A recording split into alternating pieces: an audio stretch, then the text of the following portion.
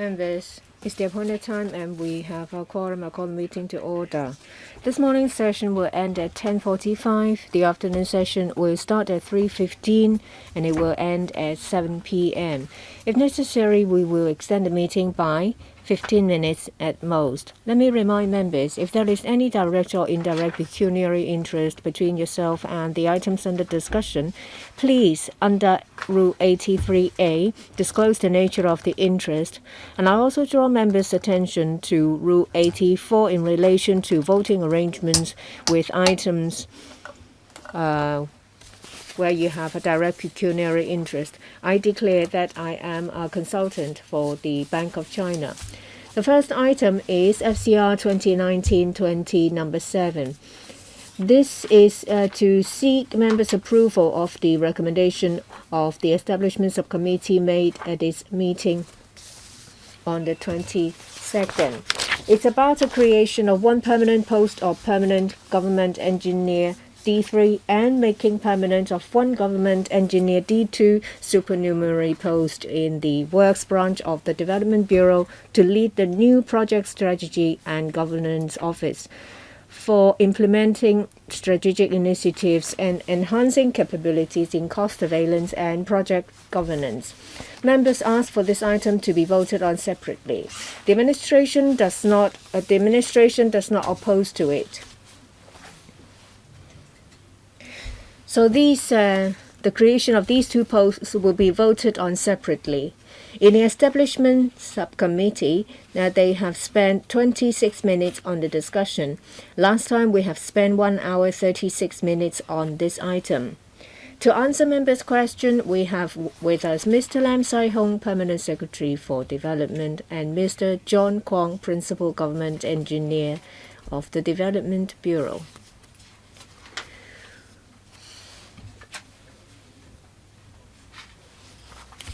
Ms. Tanya Chan speaking for the second time, 2 minutes.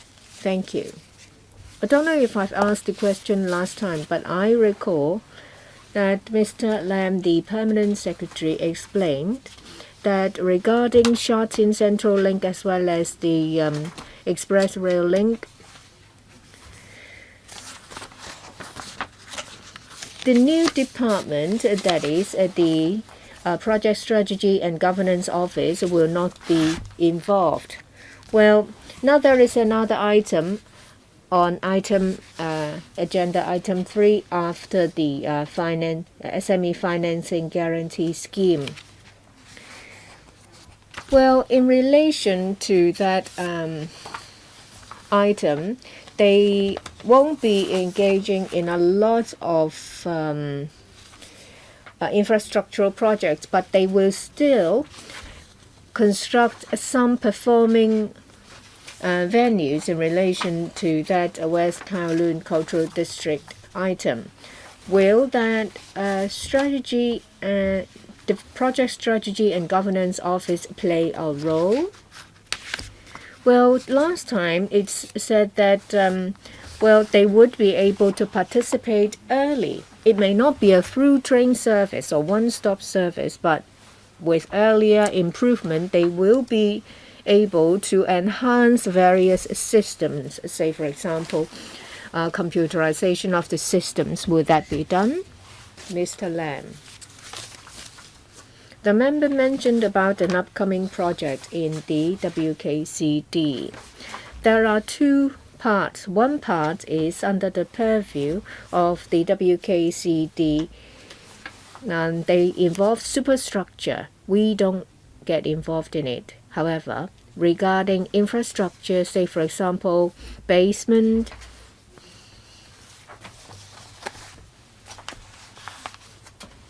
we have looked at their project budget. Basically, if it is a budget of over $30 million of capital works, public works program, we will participate in the audit.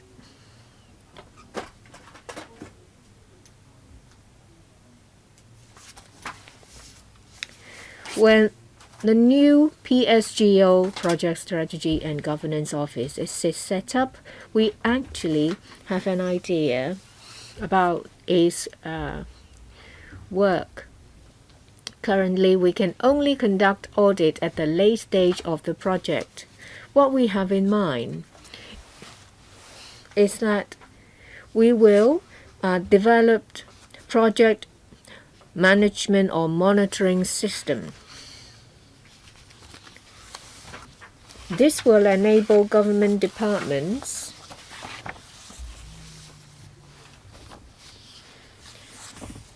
to monitor the program from project inception to construction. The tool can be used to identify deviation from normal process. It will send out alert.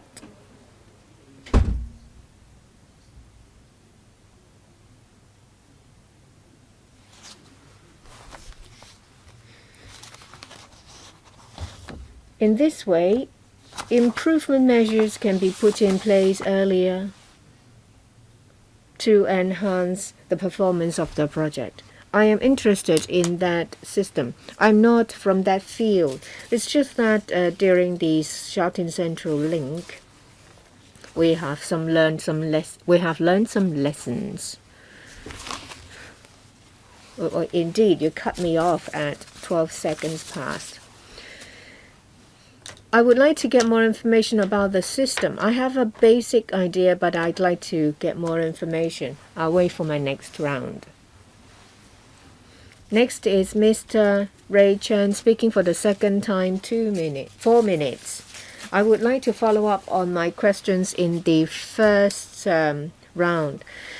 Well, paragraph 5 says that they have scrutinized 130 projects with an aggregate with a cost saving of 27 billion. I asked for a list of these projects. The government said no. Can you give me an example? Because I don't really hear clearly why this cannot be done. Well, this is a 2019 January project. It's now March 2020. In relation to the performance of the Project Cost Management Office, can you give us a general sum as to how much has been saved? Last time, the officials said that even with the new PSGO setup, there may not be any marked savings. One of the reasons is that previous architectural style, I wouldn't use the word extravagant, but it's not as simplistic. If the style of the government remains to be unsimplistic, the room for further saving will be smaller. I'd like to know, well, when this office tries to keep the cost under control, apart from doing something about the style to make them practical and no frills, what other contributions will it make? Whether there is actually a supplementary information paper given yesterday that addresses this issue. I would like to listen to Mr. Lam anyway. We have submitted a supplementary paper. In 2016, when the PCMO was set up, by 2018 they have scrutinized 130 projects. It's better to give an aggregate amount. We don't think there is a need to make a complete list. Well, they are mostly 130 infrastructural projects and some construction projects. It covers all types, most types of infrastructural projects, parks, government offices, hospitals, government quarters, roadworks, site formation.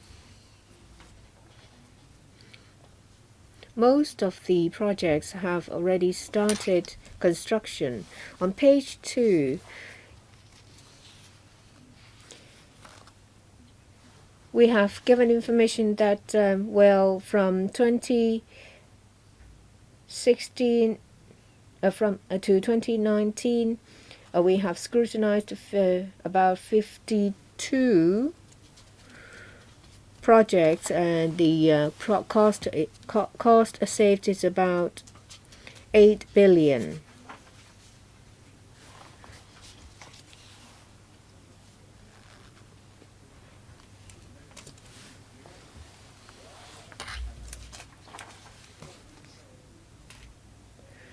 What we think is that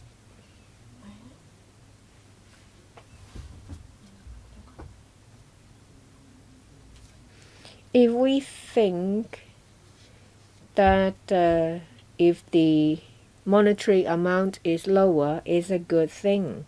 It means that they have stuck to the principle in the project implementation. 為本實而不華。 More task-oriented and practical design rather than ostentatious. Well, the new office, does it have any room to suppress the price any further? Well, our principle characterized by 8 Chinese characters suggests that, for example, say in carrying out some projects, there could be substitutes which actually complies with the principle. And often construction work, like when it comes to the site formation, foundation, and we should monitor the progress of those works. For over-design cases, there could be unnecessary safety parameters. Next one, Chair Wai-Chun. Second round, 4 minutes. Thank you, Chairman. Last time, I mentioned about the my views on creation of these 2 posts. Let me make my points clearer now. For this project strategy and governance office in terms of doing cost management and control, let me stress, it's not just engineers who can do that. Many professionals like architects, surveyors have relevant expertise. So I wonder why the 2 directorate posts proposed now have to be reserved for engineers. At least one of the posts, as I mentioned last time, can straddle various professions. So surveyors, architects, engineers could apply as long as they have the ability. I always say that we should give all these people the chance to take up the post. You should choose someone with the right talents. For these 2 posts, the D2 posts is brand new. D2 post itself is brand new, and I think it should be open to various professions. Sorry, D3. I meant D3. It's a newly created post. For the D2 post, is changed from supernumerary to permanent post. I have no view on that.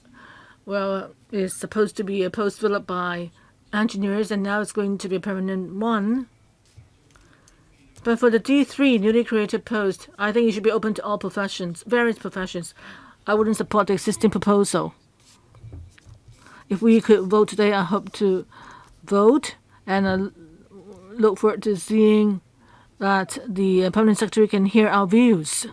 In the future, if you're opening up new posts, please consider not giving people the impression that you're being biased towards particular professions. You need to find the right talents. That's the most important. In the paper, in the supplementary paper, just in the PS mentioned that there's one item,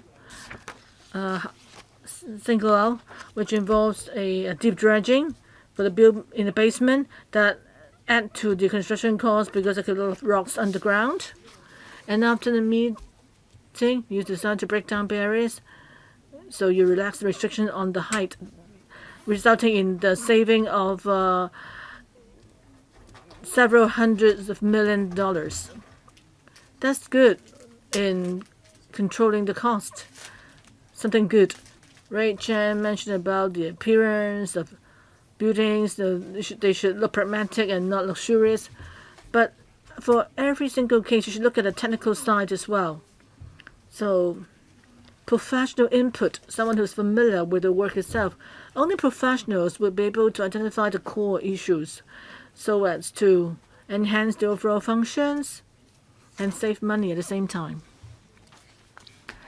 Let me mention that this is a government project, but even for some private projects, I'd like the government to adopt the same mindset. If you can break down barriers in any way without affecting or compromising the overall principle, I hope that the government can adopt that kind of attitude. Then for the entire field, efficiency, effectiveness would be enhanced. So I just want to say that I want that you can adopt a uniform approach. You should do what should be done. Permanent Secretary, Mr. Lam, any response? In brief? Yes, Mr. Chair's views taken. Within the Project Cost Management Office, we have a interdiscipline team. As for the idea of breaking down barriers, of course, in the Development Bureau, we have done a review that Building Department, Planning Department, and Lands Department, all the work procedures of these departments, whether we can streamline them further to rationalize the process. We are looking into that. Next one, Chen Chung Tai, second round, 4 minutes. Thank you. I have 2 questions. Looking at the paper, I can see that the Project Strategy and Governance Office, well, its predecessor in 2018, focused on the cost management, cost control. So back then we were saying that within the Development Bureau, particularly for civil works or construction works, cost control, what's the focus? That's why in 2018 is renamed. The office itself was renamed, and in the supplementary documents we find that in 2016 to 2018, during that 2 years, third quarter of 2018, back then, the Project Cost Management Office vetted 130 projects. The costs, that is, most of them are construction projects. Since the renaming in 2018, that is by January 2019 to now, they have vetted 50 projects. Total cost $800 million, saving of $10 billion resulted. So before the renaming and the enhanced function of the office, the amount involved, particularly number of projects. After the upgrading, there are more projects involved because it used to be 130. 2009 till now in a year is 50. It seems like more projects were covered. So my question is, since now we're going to have 2 directorate posts, have you, for the Project Strategy and Governance Office, does it have any annual goal? That is, for every year, the number of projects to be covered? And secondly, if the number, well, I think depending on government works projects, the number could be adjusted or different every year. So the total amount, construction cost, would that be fixed or limited to a certain amount as an indicator? And what kind of savings are we targeting? If we have those figures, that would be easier for us to understand the whole thing. And thirdly, back to administration. Right now, the Strategy and Governance Office would they consider taking on the role similar to the audit commission, so that the office can give us reports periodically? Because now for us to evaluate whether the project office reaches its objective, we need to scramble to find all sorts of examples. And now that we can find examples in the government paper, for example, in the building government buildings, because of the current restriction, and now you manage to, through admin ways, improve or the process of digging a deep underground foundation. So yes, question about targets and setting up of targets, and also periodic reports from the office. Yes, every time when we carry out auditing of projects, it's similar to the usual audits. We wouldn't set any targets beforehand, like how many values or areas should we identify beforehand. If we preset targets, then that should not be the direction of any auditing work. As for figures and so forth, in 2016, 18, and 2019, the number of projects covered, well, since 2016, a snapshot of our work, of the cost every year, can be given to you. And the office itself, even though it has transformed from an office looking at costs alone into an agency that look at all sorts of measures related, our staff still remain in limit, actually are not enough. So we have to set priorities. For urgent projects, we need to go ahead with that first. And also for periodic reports, in the last LegCo meeting, we promised that every year we will submit an office report to LegCo. Thank you. Next one, Jeremy Tam, second round, 4 minutes. Thank you. I'd like to ask about a basic question. In this paper, dates back to 2019, January 23rd. On the first page of the paper, is that there's one engineering post with a footnote 1. That is the engineer permanent post will replace the existing supernumerary post that would lapse on April 1st, 2019. Does it mean that we're talking about that April 1 last year the post ceased to exist already? Thank you, Chairman. The original project cost management office, the government engineer in it, on April 1st, 2019, lapsed already. Yes. Yes, so the answer is yes. Why did you allow it lapse for 1 year, almost a year now? And now you're asking for funding. That means in the past year, the post itself is just gone? Or did you fill it up with short-term appointments? I know the short-term is like 6 months in duration. How did you deal with that? Yes, in my answer to Mr. Chang, I said that, on April 1st, the office was upgraded.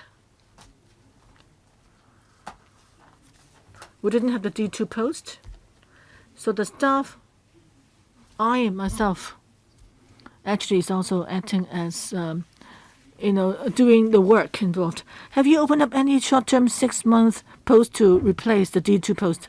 We didn't open any 6-month position to take up the work, vacate it.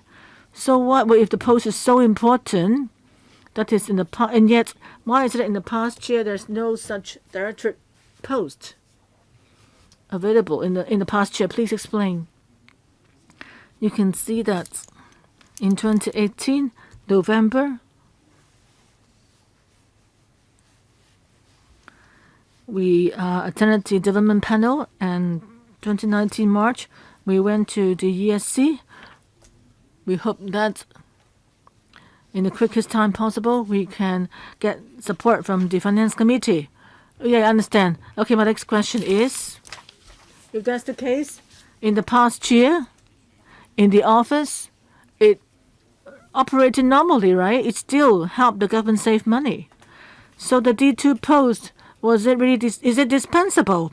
And now you are adding new posts of D3. Do you think there is a problem there?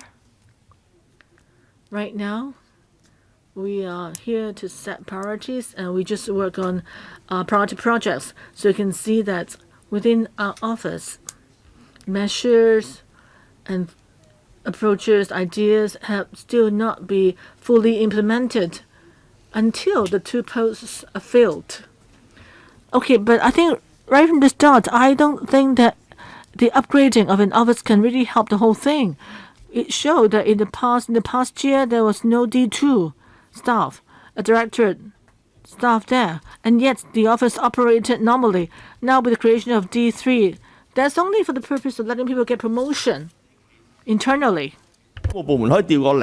If other works department can second staff from this office, well, then it means that the department itself should have properly controlled cost.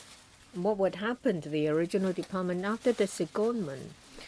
And just now, someone asked for a breakdown of the $27 billion, and you refused. In the past year, this office did not exist, and the operation of the approach continued. Well, for this project cost management office, they should first of all control their own cost. The necessity, could you please, Mr. Lam, explain again? Currently, the office is only operating on a limited scale.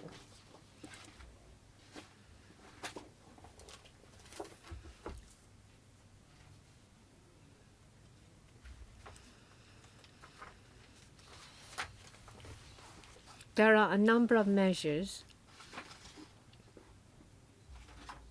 Some strategic measures, say for example, at the moment, procurement work in the construction site, the oversight of it, is not yet in operation. Dr. Fernando Zhang, last time I asked about the provenance of the $27 billion cost savings, and I asked the permanent secretary to give me a breakdown. I want to know where the cost saved comes from. As stated in paper, I'm sure that you only put accurate information in the paper. I only ask for further information in the form of a list. If there is none, I think it's rather problematic. Last time you undertook that there would be a list, and this time you said no. Can I assume that this figure is actually inflated? You made it up.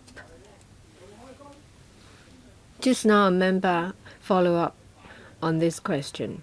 P.S. Can you explain why you can't give a list? Well, we have provided several figures. From 2016 to 2018, we have scrutinized 130 projects. Number of projects under construction or civil engineering, we have the information. As to the scope, we have also expounded on the supplementary information. I can give you the name of the 130 projects. Basically, they are projects between 2016 to 18. We have conducted budget audit. Then they went to the LegCo to ask for funding approval. Most of these projects have been discussed in the PWSC or FC. in the past 2 or 3 years. Of course, we know that they have been through us because it says that there are 130 projects, cost savings of $27 billion with an aggregate estimated cost of $260 billion. Last time I made it myself very clear that you have to give us a breakdown project by project and in which area from the cost saving of $27 billion. You said yes, but now you said no. What do you expect us, how do you expect us to react? You said you can't give us a breakdown, then the only option I have is to assume that it's inflated. You ask for the PCMO to be upgraded, and then you give us nothing. How do you think we would react? We would say there is no way because you failed to explain to us how you have made that saving. There is a chance that you made this up. We can't possibly approve this project. You have to give an account to the public. If there are difficulties as to why you can't give us a breakdown, tell us. Well, it says that it's the project but not a further breakdown. As I said, that we think that it is not suitable to give a breakdown of cost savings project by project because there may be a labeling effect. But as we've said very clearly, we saved cost through improving the designs and to cut unnecessary works. That's how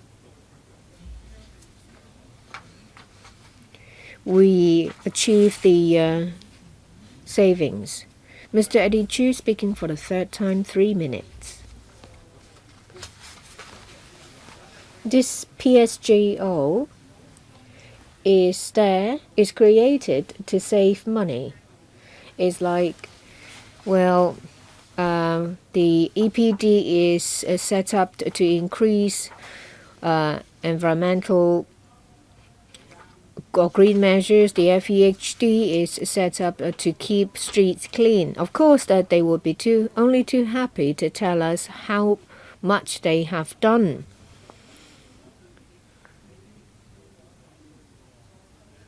This department asked us for further funding and creation of posts, but they don't tell us how they can save money. It's not a matter of whether we agree with you to give you the green light. It's about whether we can continue with the discussion.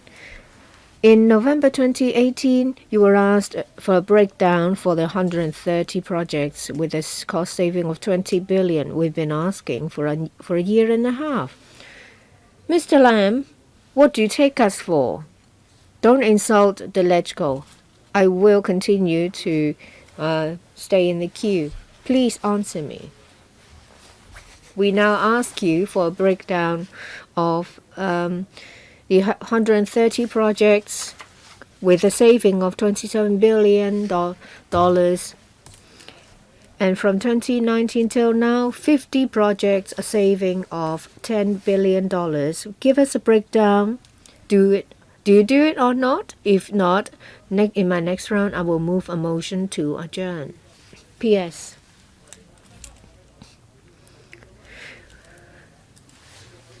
The objective of setting up this new office is to strengthen cost control. There are other objectives. Please don't waste my time. Please don't waste my time. I give you funding approval to operate behind closed doors? Are you joking? Please give me an answer. Yes or no? Are you going to give me the information? Don't tell me irrelevant information. I'll go back to see how I can give LegCo the information. It's been a year and a half. It was asked in November 2018, all the way to now.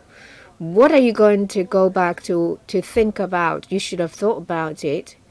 Well, just now someone said if there are difficulties, tell us. Just tell us, yes or no. I have already answered. Well, when we conduct audit, it doesn't mean that the government departments are performing poorly. If we give you a breakdown, there may be a labeling effect, but we will consider how we can best show you the information. Mr. Wu Chi-wai, speaking for the third time, 3 minutes. Well, cost inflation has taken Hong Kong to one of the first 3 in the world. There are 2 major reasons for project cost increase. First, demand and supply. If there is more demand than supply, of course, cost will be pushed up. The second reason is the aging population of our labor. This naturally will push up project costs.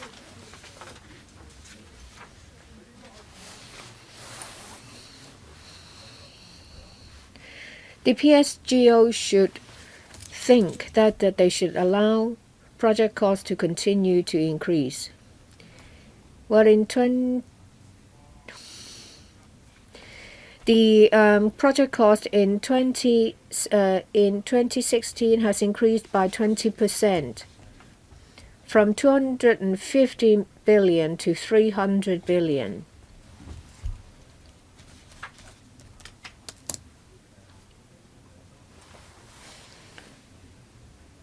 With limited capacity, how do you cope with an increasing cost? Let me give, well, you have cited an example in your paper. You said that when dealing with a government building project because of height restriction, well, there was a need to dig deeper for the basement. And then later it was decided to reduce the size of the basement and thereby appropriately removing some of the housing restrictions. If that is the case, how come when we ask for a floor or 2 more, you said that you have exhausted the plot ratio and there is a height restriction? That means there is always a solution. The solution is not to dig deeper. Instead, the building should go higher. If that can apply to this project, how come it can't be applied to other projects? When we ask questions, you said that is an insurmountable difficulty. Say, for example, we ask for more parking spaces.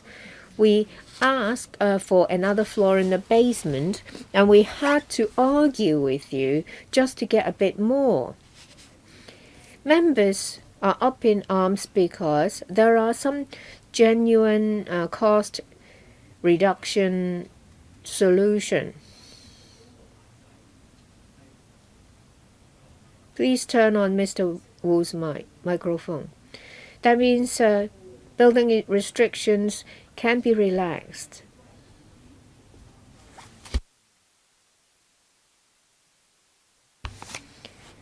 And whether the project can be completed. If the department asked for 100 parking spaces and you said, no, I can't give you that many, I'll give you 50, it's not the solution. P.S.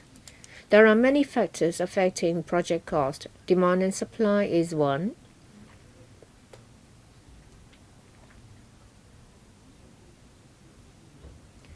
Well, there is also supply of manpower as well as materials.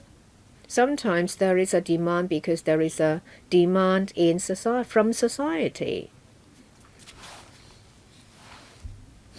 We think, since we need this project, can we do better?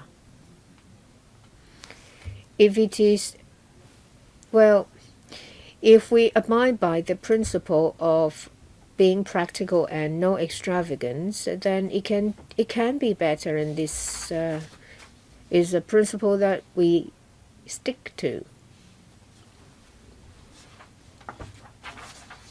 I have heard Mr. Wu's comments about doing better. How do you cope with the need of the major policy? We will forward your view and find ways to do better. Next, Mr. Roy Kwong, speaking for the first time. This morning, the Development Bureau come to ask for funding approval. They said starting from 2016, there was this PCMO. They would like to upgrade it to PSGO. The original office is responsible for keeping costs down. I think I've always said that there should not be project over cost. Well, we have dealt with 650 projects with cost increase of 770 billion, and there are about 70 of them that have shown a significant project overrun. Now you said that there is this office. Well, we see that Hong Kong, Zhuhai, Macau, South Island Line, Yuen Long, as well as Sha Tin Central Link and XRL, they all come to us to ask for more. You now try to find ways to stop that. The Sha Tin Central Link now ask for another $10 billion.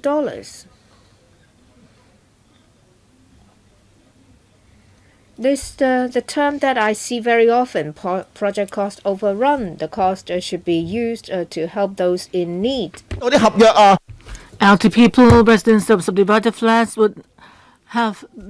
could have enjoyed the financial support instead if the money went to them. Every time you just came here and you thought that we would speedily approve your funding application, and now you said that don't worry, we have an office and just give us the money first. We have the office. But this is the biggest scam in history. I'm giving you money while you continue to have budget overrun. What's happening? Chairman, you said that the office has been upgraded and you want to get more money and the office will scrutinize all projects. Why in the past, from 2016 onwards, cost overruns happened time and again? What's going on? And now, assuming that it's upgraded, can you assure that there will be zero budget overrun? Mr. Lam, our office has an objective of doing a better job in cost control. Zero cost budget overrun is our target. But if you treat that as a KPI to assess or evaluate the effectiveness of our office, then that's not practical, because many projects have overruns in budget because it had happened a long time ago, like in the Sha Tin Central Link. Back when they asked us for money in 2012, some hidden factors for cost overrun already existed. So zero cost overrun is our goal, but we don't think that that should be our KPI. Mr. Lam, so why should we give you money? Why should we approve your funding request? The office used to be called Project Cost Management Office, and now it's called Project Strategy and Governance Office. You try to convince us to give you money so that we would not have money wasted. I think that any budget overrun means that taxpayers' money was wasted, and all the cost overruns are to the tune of hundreds of millions of dollars. And that's why we wanted to see the office established, to avoid that happening again. And now you're saying that zero cost overrun should not be used as a yardstick to assess our effectiveness. So what's the point of upgrading the office? Why should we approve your funding request if you're not supervising cost overruns and you're saying that we'll just try our best to avoid budget overruns? But why should we give you the money then? Please explain to me, PS. As I said, zero cost overrun for budgets is our target. We hope that through a series of ways, we can avoid any projects having delay, a quality problem, or cost overruns. And that's one of the few objectives of setting up the office. That means that you didn't reach your target. P.S. You said that in 2012, the Shanghai Central Link project came into being, the idea came into being. But since then, have there been any government projects that could have had cost overrun but was suppressed because of the work of your office since 2016? I don't have the information offhand. Of course, no, because none. Because no such project existed. That's the end of what I want to say. But let me supplement. Every year when we scrutinize various projects, and there are work of scrutiny that has not been finished. Next one, Kokaki. If we could play magic, D2, D3, with these two posts, once they were created, then taxpayers' money could be saved to the tune of hundreds of billions of dollars. And of course, I would support it. But in paragraph 4 of the paper, it says that in 2016, 17 rose from $150 billion to $300 billion in terms of costs. So it shows that the system is not functioning. Once and again, time and again, it's proven that the current system cannot accommodate so many capital works in terms of your staff or your expertise. So this is a structural cost overrun. Why?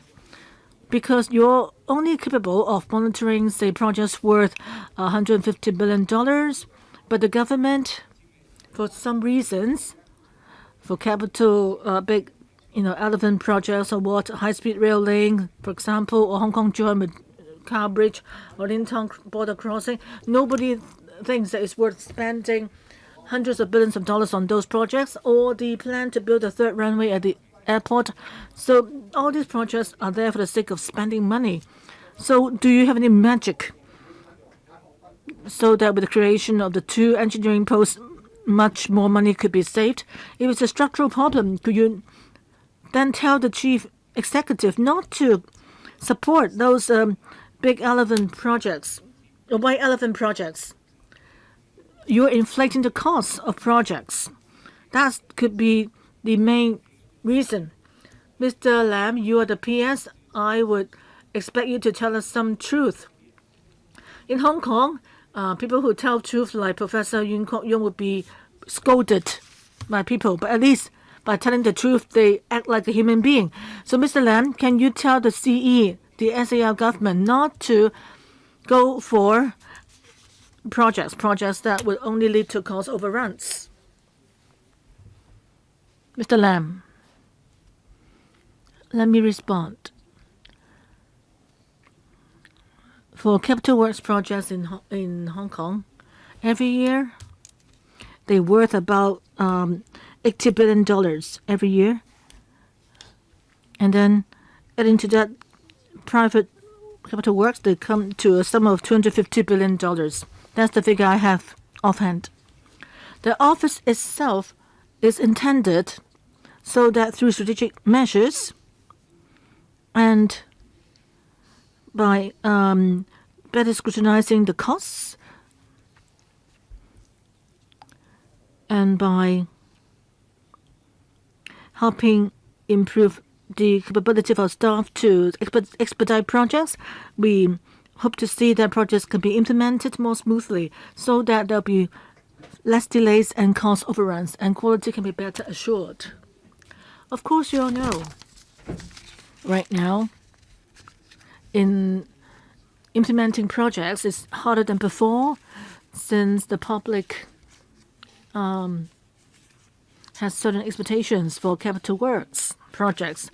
In order to ensure the performance of capital works projects, we have adopted 4 main measures. One is to enhance the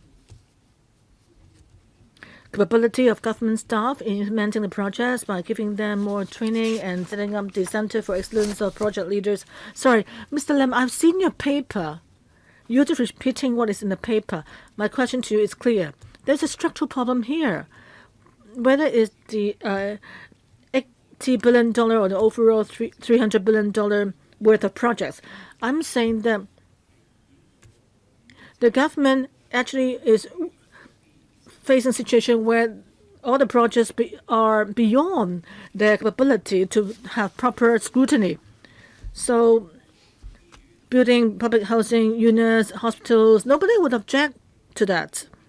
But we're seeing that the government is building all sorts of inflated projects like Lantau, Tomorrow Vision, which would cost up to $1,000 billion.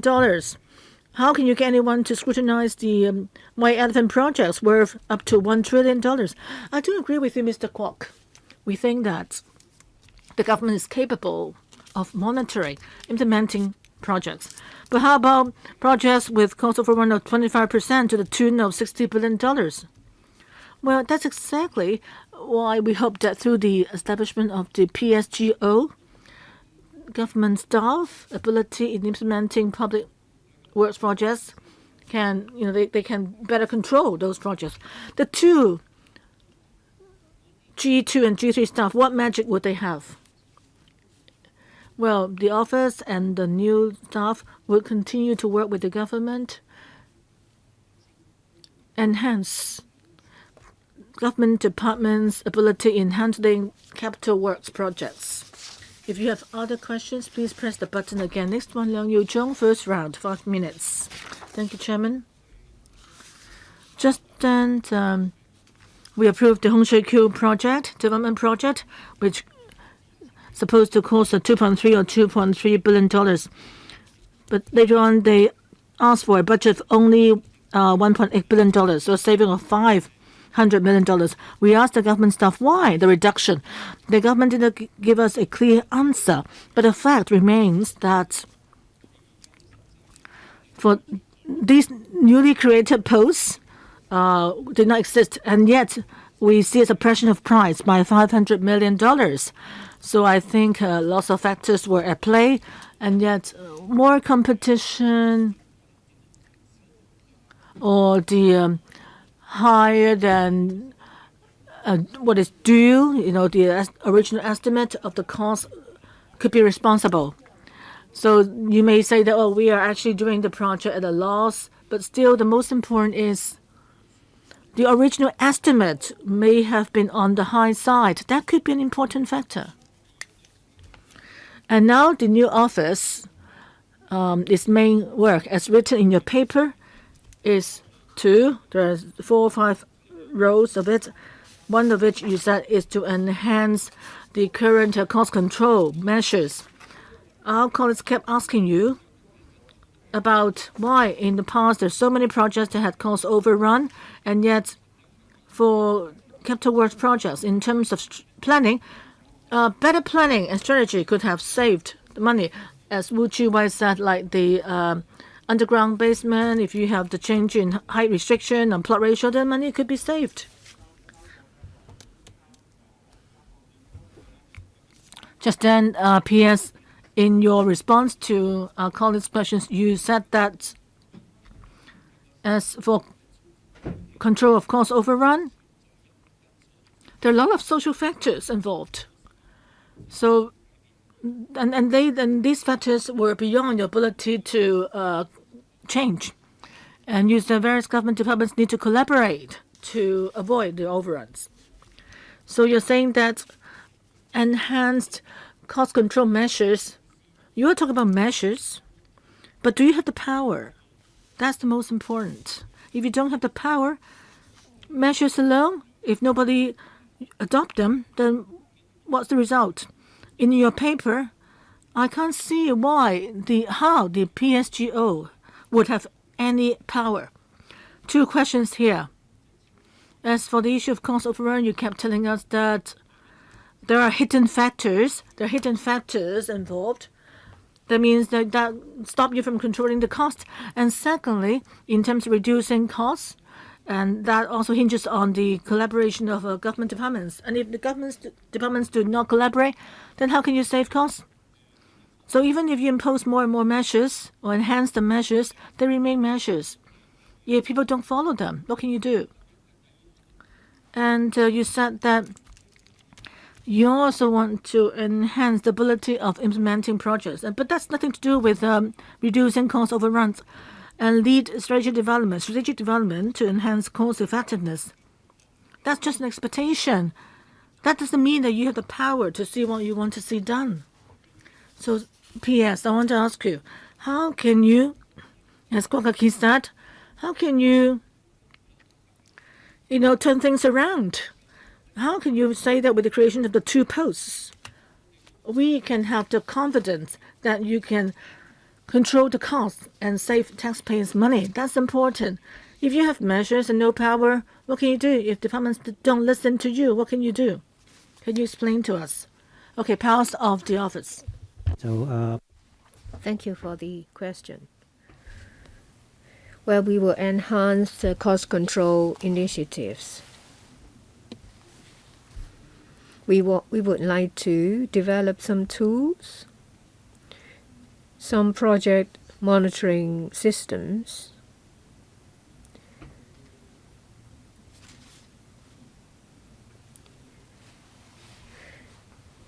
well, they will have to regularly.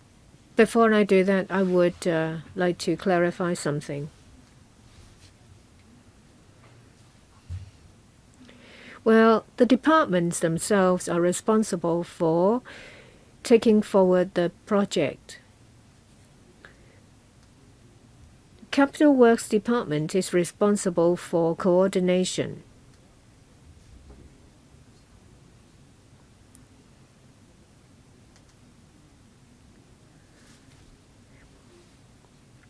The departments will report progress to the Capital Works Department. Sorry, let me interrupt. They said that the departments themselves will report progress if everything goes smoothly and they abide by the regulations and rules. That's fine. How can you get departments to do what they're supposed to do?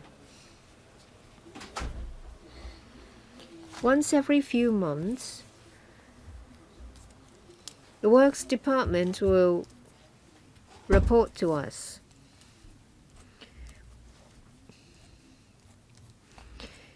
We know what work they will do. If there are problems with cost, we will monitor the situation. That means they don't have any power. Please give us a short answer. Do you have absolute power? If we require them to amend, they would. What if they refuse? They will have to give us a reason. They will have to give a reason. Well, what if they can't and they refuse to amend? We have asked a lot of questions and we don't give an answer. Well, you will have to get in the queue again.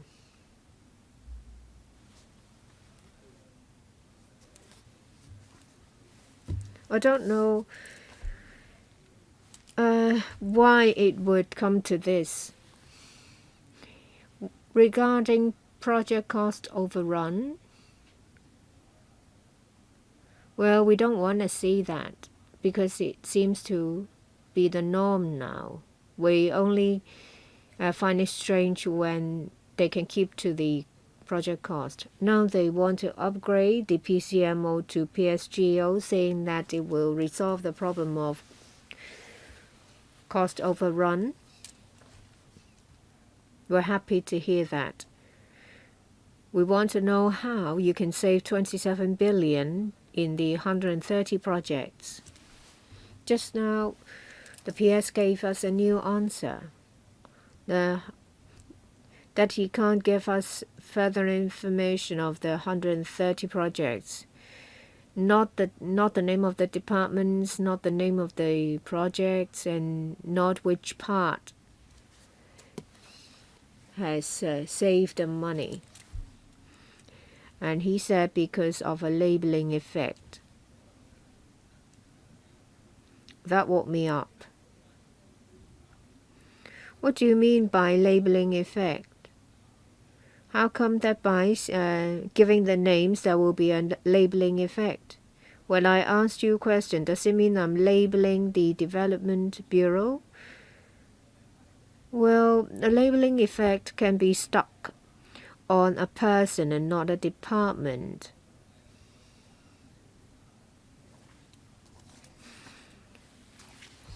I would like to ask for Mr. Leung Yu-chung. Where do you get the power to monitor a department? You said if there is cost overrun, they have to give you a reason. And what if they refuse? What will happen? Do you really have the power to do anything, Mr. Lam?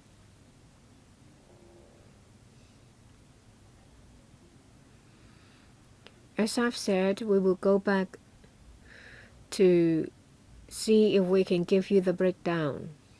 When I refer to the labeling effect, I meant if we list them one by one, people may think that a certain department is not doing well.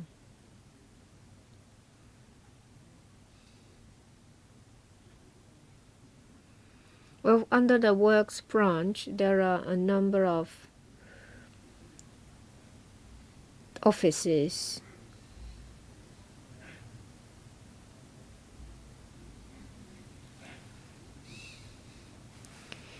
When we point out problems, say for example, cost overrun or delay, the departments themselves would be very concerned too.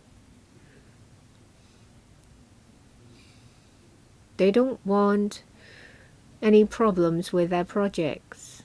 So in this regard, we're on the same side.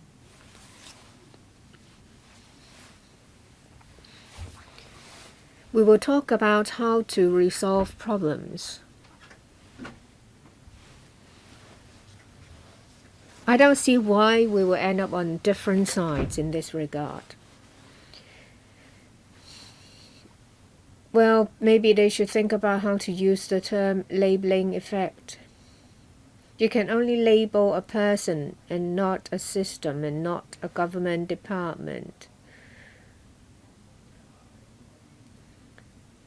Well, you said that people may think badly of a department if there is always cost overrun. If that is the case, the Audit Commission will not be able to work because that's the job of the Audit Commission. There is no labeling effect. You may have some other difficulties. Say, you can't name certain departments because, well, they are quite bossy. But that is certainly not a labeling effect. The PS has heard Mr. Xu. Do you want to say anything? I have heard that. And as I've said, that we would go back to see how we can give a breakdown of the information. Mr. Holden Chow, speaking for the second time, 4 minutes. I would like to follow up on a question I asked previously. This PSGO is there to control cost.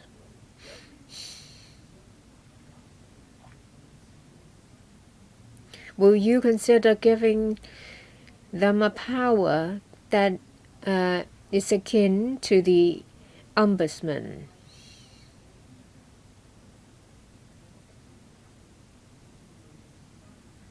If they have the power that is similar to that of the ombudsman, they will be quite effective in their work of cost control. Last time, I think you haven't answered. A lot of members have asked this. Most people don't know if the PSGO will have the power to act to manage cost. The government said that with the upgraded office,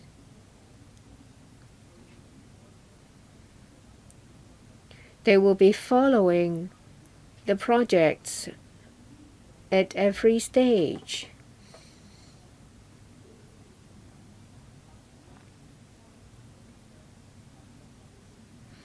Are there any ways for them to bargain with contractors? There may be some unexpected events, and then there will be litigations, and they will have to decide who should bear that additional cost. Well, we hear a lot about projects, MTR projects.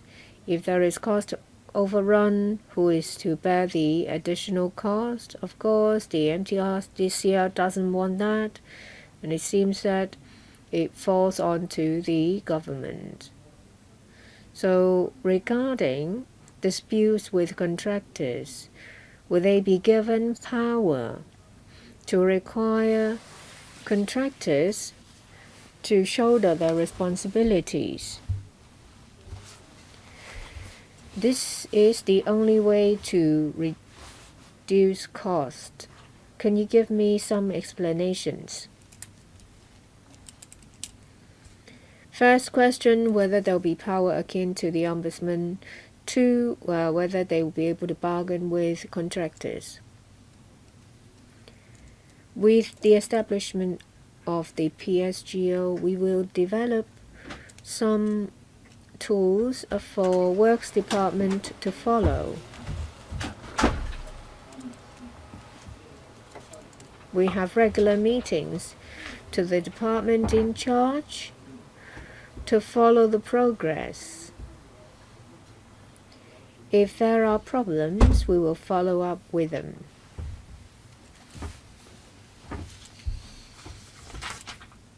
This is one of the functions of the office. We also need to come up with ways to improve works procedure, requirements, say improvements in the procurement procedure,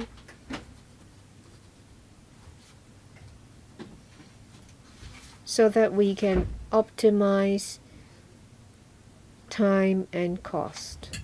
Mr. Chow mentioned about contractors. If there are disputes, we will follow the terms of the contract. For new contracts, well, we hope that this will save cost. Dr. Fernando Zhang speaking for the third time. We start to get an idea about the whole thing. By that I mean, first, when the PCMO is upgraded to PSGO,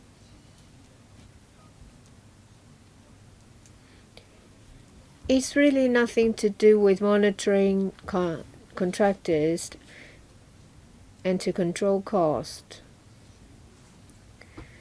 This office doesn't have any power to interfere. The PS said that they're responsible for developing tools. I don't know what tools, maybe there are forms for the responsible for the department in charge to refer to. For the Shutting Central Link, there is cost overrun of $10 billion.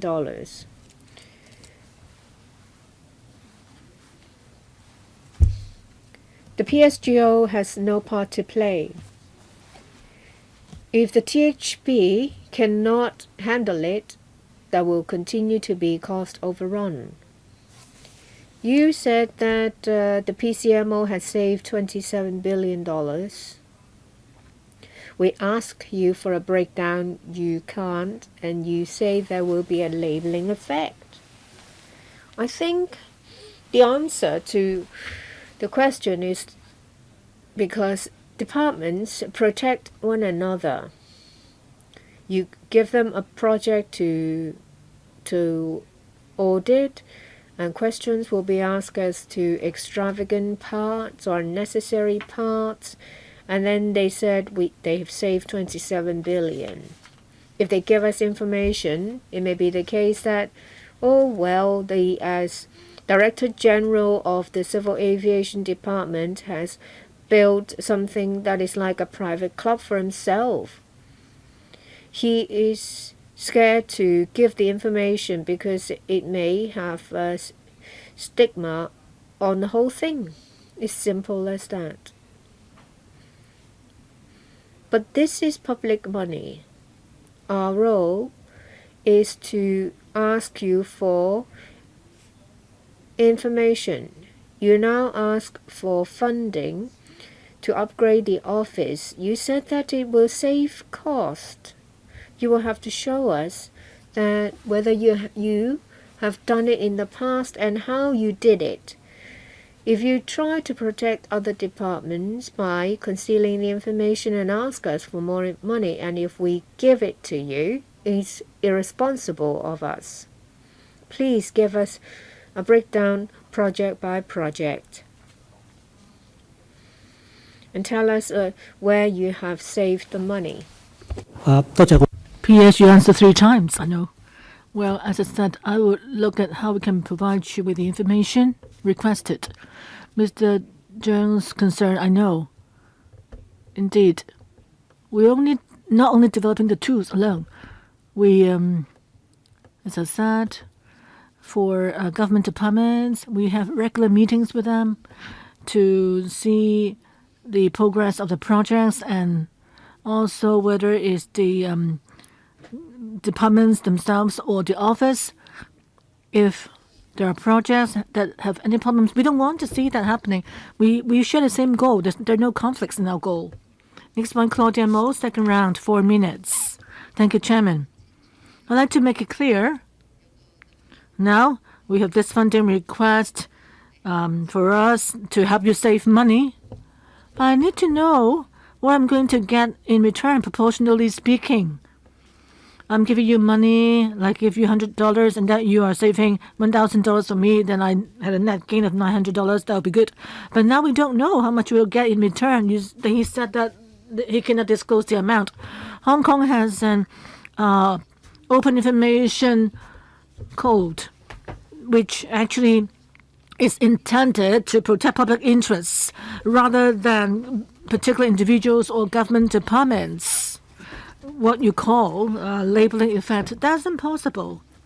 The question now is, I don't even know, even by using the open information code, I can't use it to get what I want to know because you don't even tell me, what's involved and who's involved. Last time I asked you. Earlier on, did you look at large projects like the Sha-Tin Central Link before for reasons related to the ground? The estimated cost was huge, and when they discovered the architectural relics underground, the relics, ancient relics underground, you said that the cost would escalate a lot. And you said that, well, you look at the Sha-Tin Central Link project and you didn't see any problem with it. And yet, in LegCo, there was huge debates on capping the cost of the Sha-Tin Central Link project here in LegCo. We're worried that ultimately it will cost $100 billion in the end. So with all the explanations you gave, it shows that you don't have much powers after all. You said you want to do this and that, but nobody listened to you, and then you have to explain. we have the contingency fee, we have the consultants, and they would say that they may not want to listen to you because they have all those consultants around. So what's the point of having the entire office? P.S. You all know that, you're concerned, I know, about the performance of capital works projects. So the office would try to, we hope that, to see that in implementing the projects, public officers can actually improve their capability. And that's one of the goals of the office.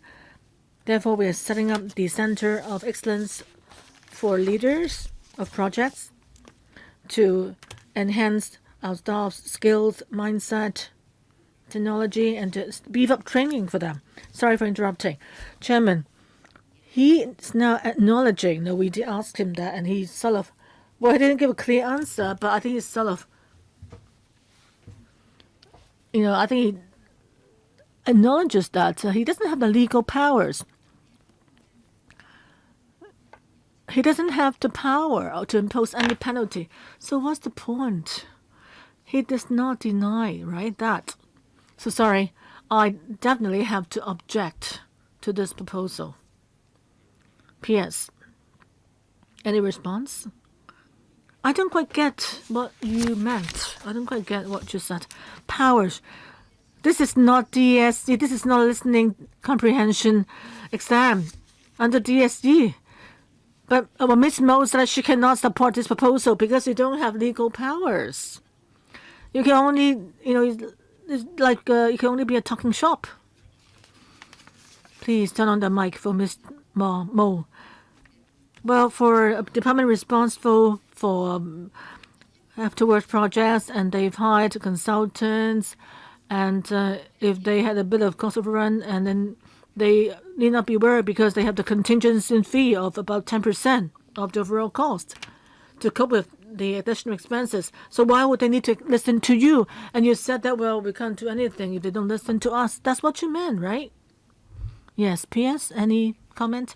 Brief, please. In my response to members' questions, I said that on the one hand, we would enhance civil servants' ability in implementing projects, the leadership skills, and their skills in various areas. And at the same time, we are also strengthening surveillance of projects until the construction stage. We hope that all these measures can enhance performance of capital works projects. Next one, Jeremy Tam, third round, 3 minutes.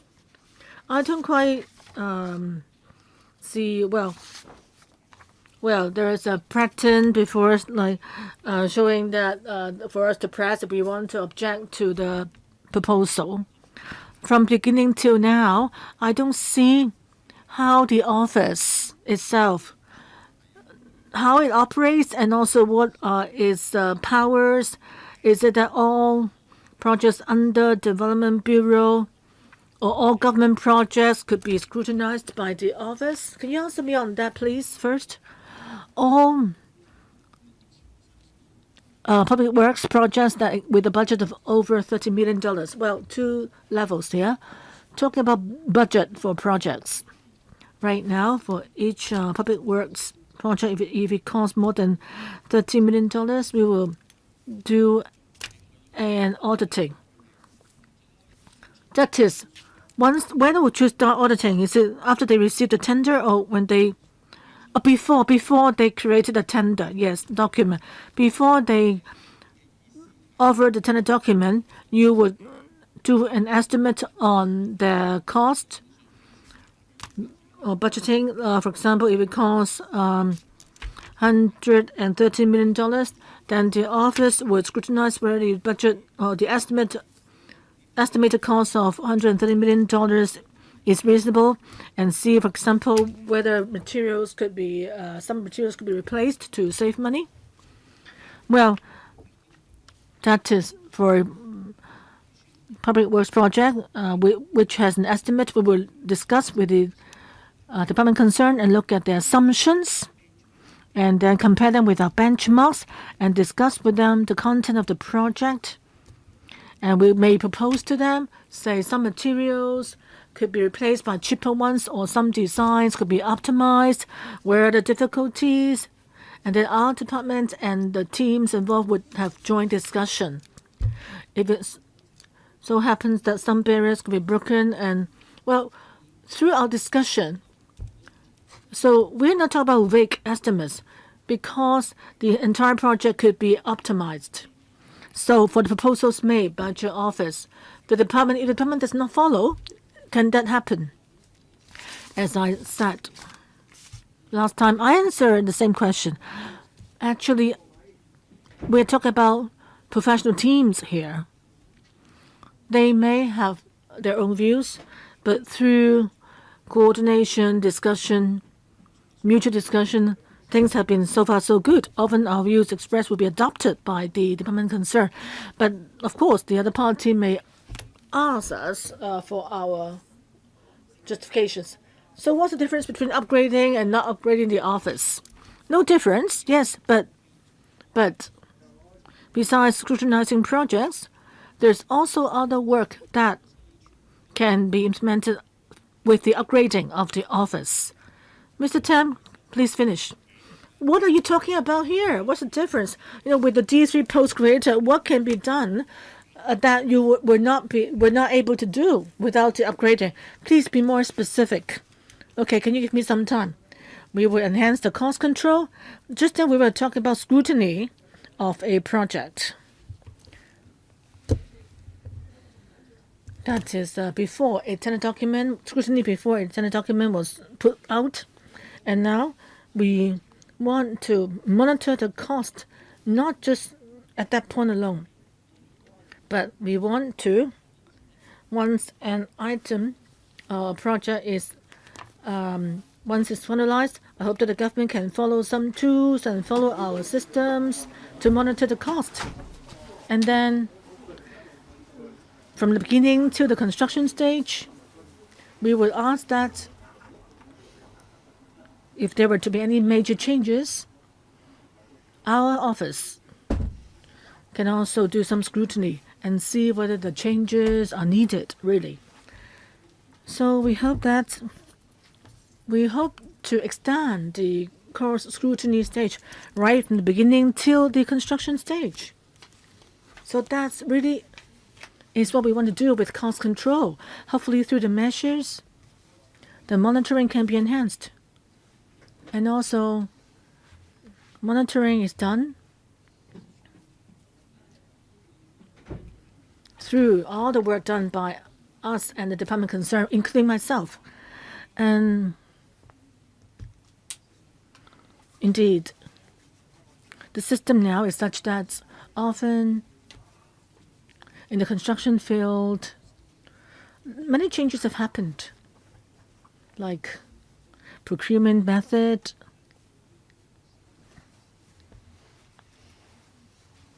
NEC is a new thing for construction contract, and NEC is something where we can look at and to see where there can be room for early contractor involvement so that the contractor can take part in an earlier stage. There's also something called Project 13.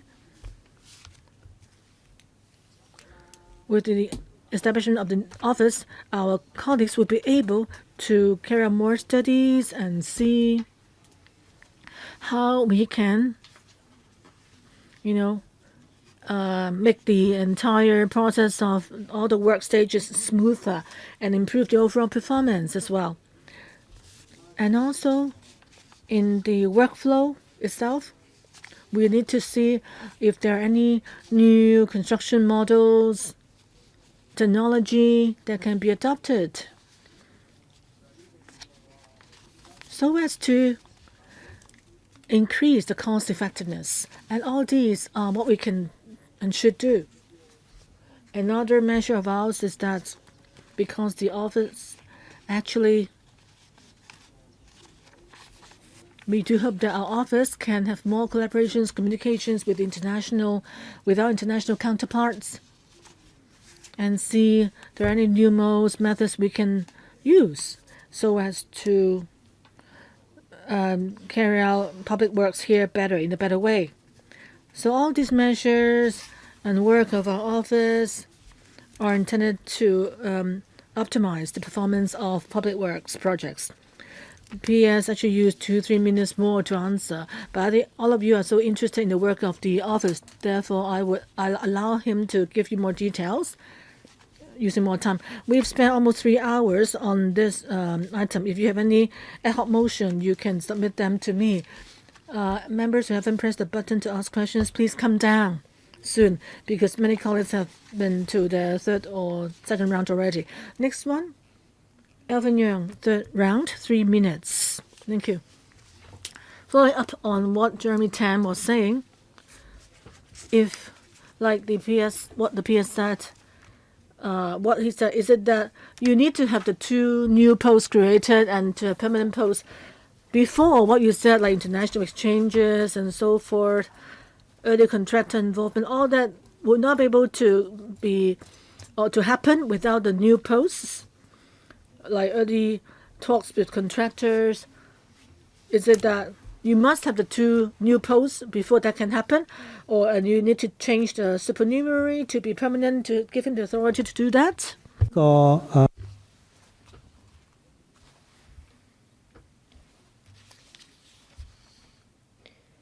In the PSGO currently, there are no senior posts. We have not started our work.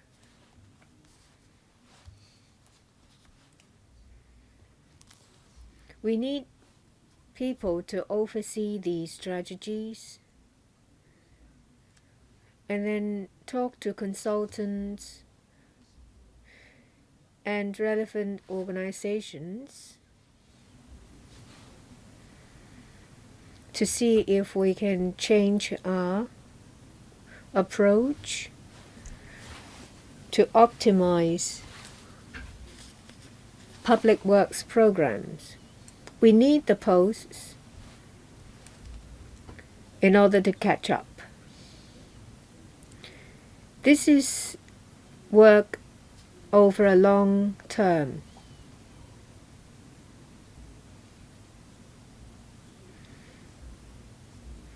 There is rapid development in the construction sector. We need to put in some time and work to find people with experience to see how we can do better. Reading between the lines, they can't do the work without the people. Paragraph 5, where everyone's asking about this.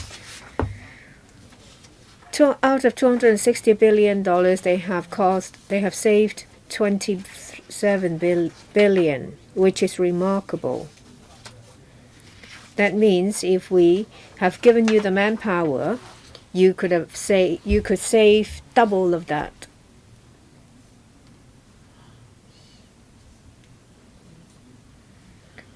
Well, it is something ongoing. It's a project audit. We are the works branch.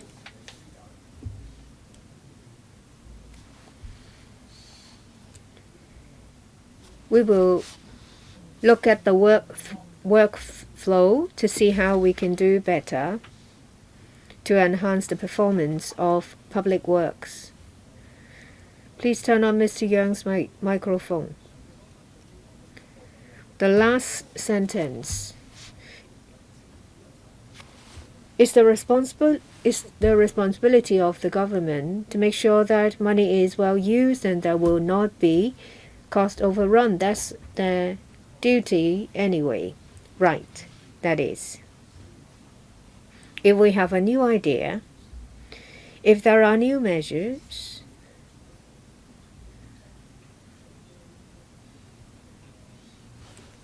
we hope that we will be able to put it in place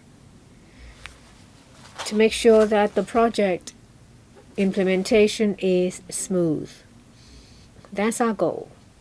Next, Mr. LegCo speaking for the second time, 4 minutes. Thank you. In my first round, I mentioned about the tender system. People criticize the approach of the lowest bid wins. I'd like to ask a question of a wider scope. It's related to Hong Kong's infrastructure development. Well, we know that quarantine centers have to be built. People get a better understanding of MIC, modular integrated construction, by using containers.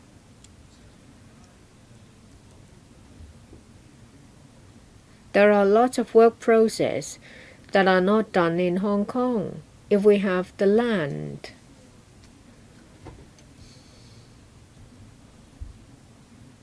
It will be conducive to Hong Kong's long-term healthy development. There is something that's been used for a while.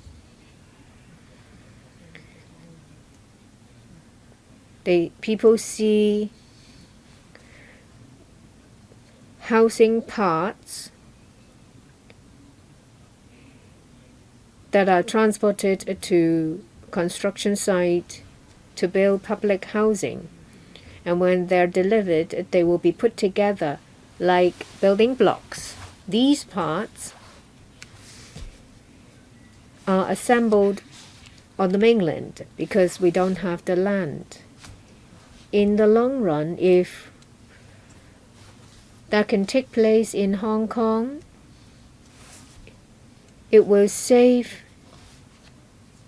a lot of carbon footprint from the transportation.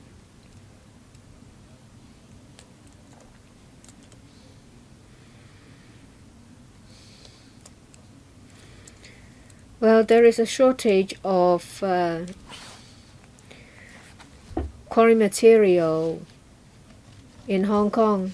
Well, Hong Kong's geology will produce a lot of rock materials.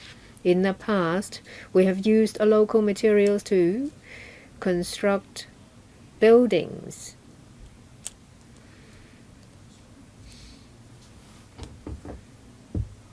That may not be a regular project for the office.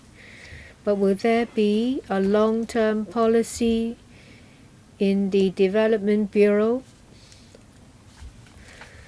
to provide a better direction for Hong Kong's development? Mr. Low mentioned about MIC is taken root in Hong Kong.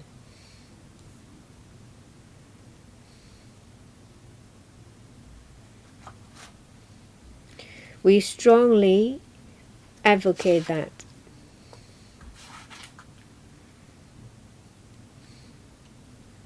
We build quarantine centers in this way.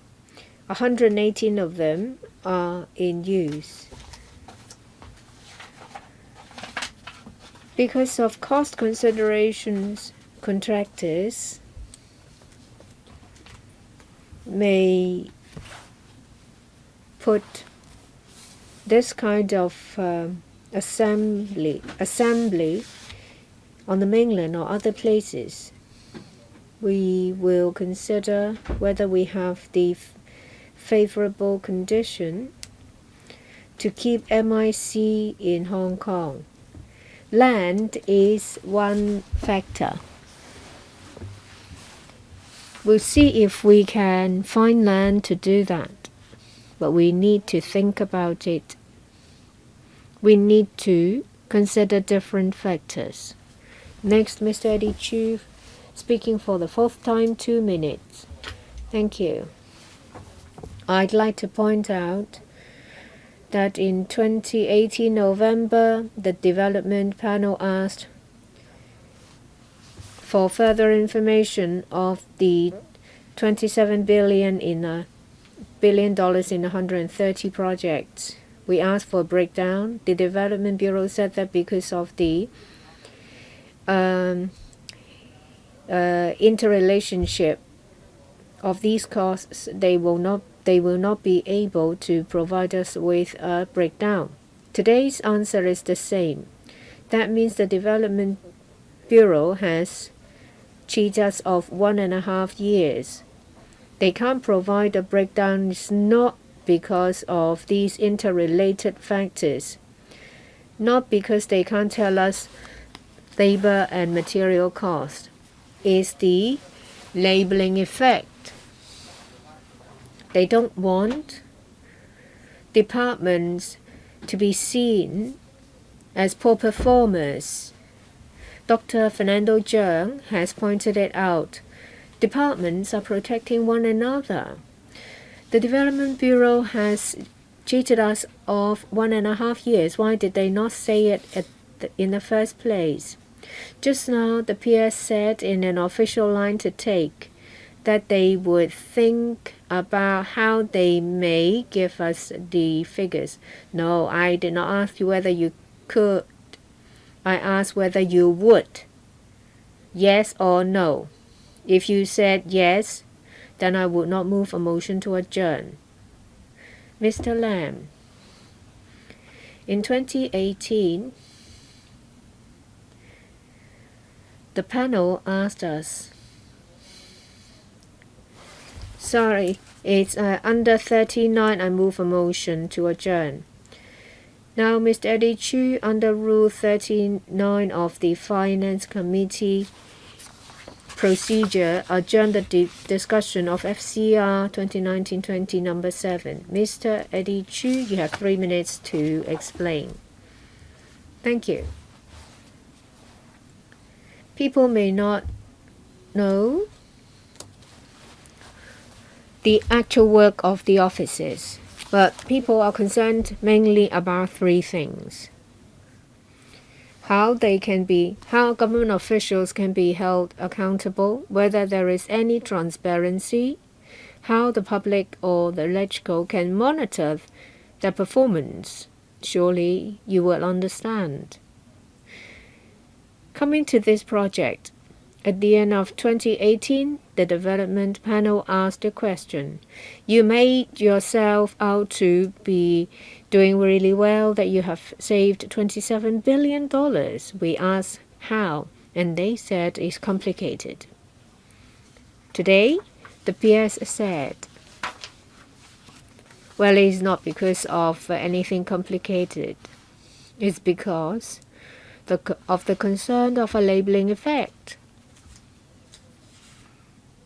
So I asked the PS again. I don't care about the labeling effect. The public do not care about whether you have a fragile ego. They're concerned about how the money is spent, what the efficiency is, and how, through the work of the office, the project can be done better and cheaper. Well, this labeling effect might be the objective that the public or the LegCo would like to achieve, but the PS continue to take us round the block. I asked you a simple question. Will you give us the information? We don't ask you to go back to think with your think tank how to circumvent our request. You can't. I want members to understand the reason why I asked for an adjournment. It's not because we have problems with a certain detail. It boils down to one thing. The administration cannot just fob us off. The administration has the duty to make public certain information, say for example the efficiency. If you can't do that, We are wasting our time here regardless of your political affiliation. I don't expect members to all speak, and I don't know if my motion is to be carried, but I do think it is necessary. Next, Dr. Fernando Zhang. This office is supposed to help us save public money and to reduce costs. Of course, we can't wait to support it. If they have the capability, including power, to vet projects from the design stage to construction to completion, if they can control cost to make sure that there is optimum use of public money, of course, we will support it.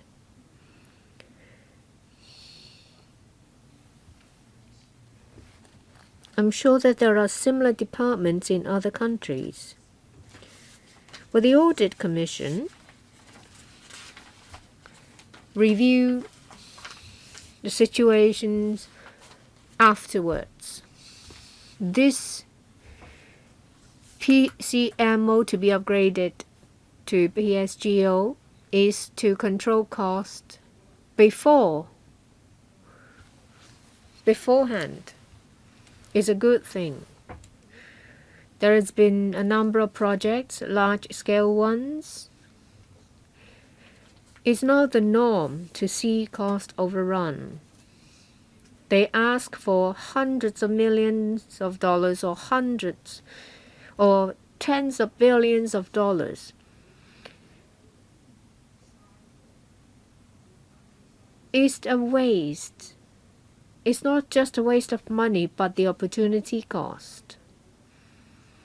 Say SCL, an overrun of 10 billion, which could have been used on other areas that would benefit the underprivileged. So cost control is very important. And you said that you want to upgrade the office and create additional posts, and you should give us a detailed breakdown of how much money, in what ways money were saved.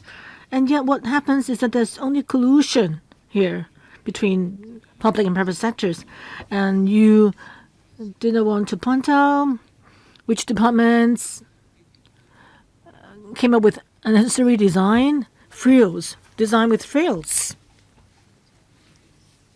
and which could actually, we would have spent tens of billions of dollars more. So you dare not be transparent with the public. I cannot accept that. And secondly, do you have the powers as well to do your work? In the process of controlling cost, in the implementation of a project, you don't have the powers. So, Chairman, I support Eddie Chu's motion to adjourn. I like the department to redo the whole thing. Next one, Tanya Chan. As Mr. Fernando Zhang said, we have an office under CE. I know there are many different offices which just pretend to be working. The dialogue office and so forth, they just pretended to give dialogues, and yet nothing happened, and it just folded in the end. And in 2016, this office, actually the idea of this office was mooted when Mr. Paul was Secretary for Development. And it didn't look at many projects, and the objective was not to cut so much money. And now we managed to save $27 billion. But why can't you give me a breakdown? I'm a member of the Public Accounts Committee. Chairman is also sitting here. I don't know why. Maybe the government departments hate the Audit Commission. And you think that the Audit Commission reports are pointing fingers at you, creating troubles for yourself? If there are problems with the system, then we should deal with that. The labeling effect is such that everybody in the public labels development projects, big projects, as associated with cost overruns and delays. That's the key labeling effect, and the office itself should impose penalty on those who've done wrong. Why not? You said even before a tender document is put out, you begin your work. Even now, once you receive tenders, you can compare the estimates with the consultants. If there are any problems found, if the consultant overestimated, then you deal with it. Development Bureau has the categories of various lists. You punished Arab before. So if there are outrageous estimates, you should update the situation and by changing your system and then save money for the public. You could have audited the estimates so that the entire system works in a way that helps us save public money. All the estimates of internal returns and so forth are so hugely inflated. We have been ripped off. Same with the Shanghai Central Link and the high-speed rail link, and the government managed to get away with it all. The government also fined consultants, and the consultants got paid and then left after things are done, not held accountable in any way. You know, there are so many consultants. You know what are the consultants in Hong Kong? You can count down, with your own hand, Arab and a few others, consultants around. And are you asking the public to accept it all? The office itself asked you to give us a list of, the breakdown. Which government departments could have saved money more? That's a reasonable request. We asked for it last time and you didn't give it to me today. Back in 2018, we asked for breakdown and nothing is given to us. How much longer do you want to drag your feet on this? Next one, Claudia Mo. I almost didn't want to support Eddie Chu's motion to adjourn. Because to adjourn it means that we would go back to discussing it again. I would insist on objecting to the entire proposal. Nothing to talk about. But you know that in this LegCo nowadays, even the Public Accounts Committee's chairman, even though the chairman is sitting here, he still would vote alongside the pro-establishment camp for this item. And the Audit Committee, we may have just debates. Again, I'm not trying to attack anyone. I'm just talking about the political reality, Abraham. Very clear to us, officials come to LegCo for scrutiny, and yet they object to providing information. $27 billion saved in 130 projects, and you declined still to give us a breakdown. Hong Kong has no Freedom of Information Act, so I can't take you to court for not disclosing the breakdown or asking the court to force you to give us the information. Just I mentioned the Public Information Code. In the name of public interest, I'm sure public interests are involved in this entire thing. And you said you didn't tell us the details, so what can we do? There could be chances of scam here. That's totally unacceptable. I can't afford to continue to discuss with you now. I have questions. I want to put you to task, and yet you fail to give us answers. It's not that we are, accusing you wrongly. In Hong Kong, there's so many cost overruns with big projects in Hong Kong. It's like a local disease now. Scary, really. In LegCo papers, we see proposals worth hundreds of millions of dollars. We have to count. We have to count the zeros. Number of zeros in the figure every time. You are helping us control cost. How about the artificial island in East Lantau, which cost $1 trillion, and you're trying to impose it, force it on us?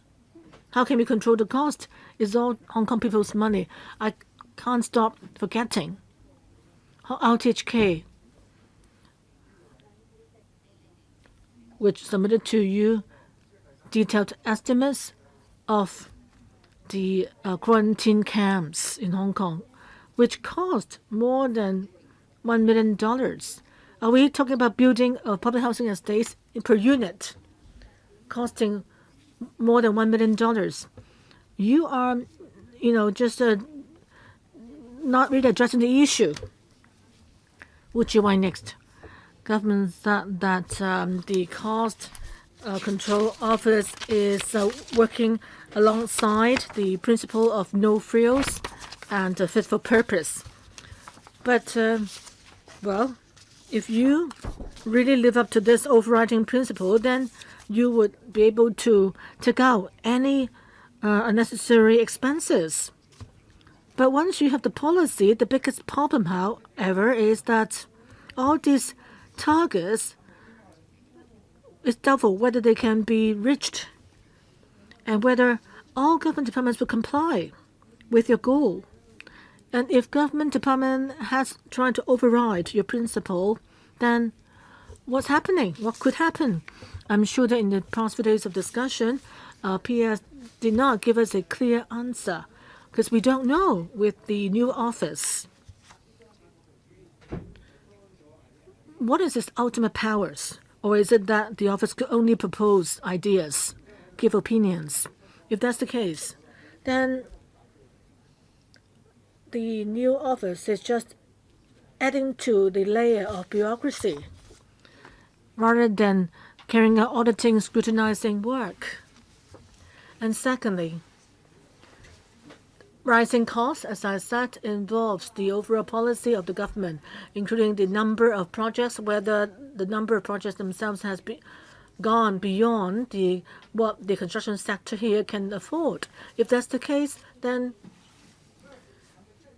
it's the number of projects proposed by the government that should be held responsible. And the other is about the issue of flexibility. If the policy allows for enough flexibility within the government to address the cost issue, for example, don't have a very deep basement, but relax the building height restriction to meet the design needs, then that would save money. That's a way to save money. P.S. That's one example you cited in your letter to us, and that exactly reflects that what you need to solve is the policy issue, not through the establishment or little arrangement at the office itself. Ultimately, even if you bring in all the tools you mentioned, the office is not an office bearing any responsibility. It's only there to provide tools for various government departments. But if that's the case, that means the office itself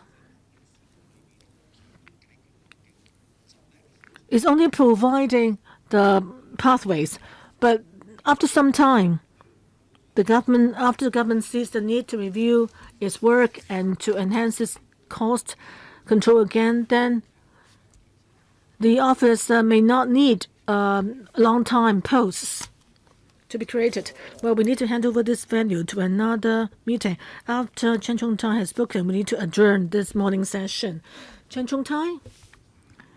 I think for the main issue with this item is that it cannot address the a recent bad trend of our big projects, which is high cost and low quality.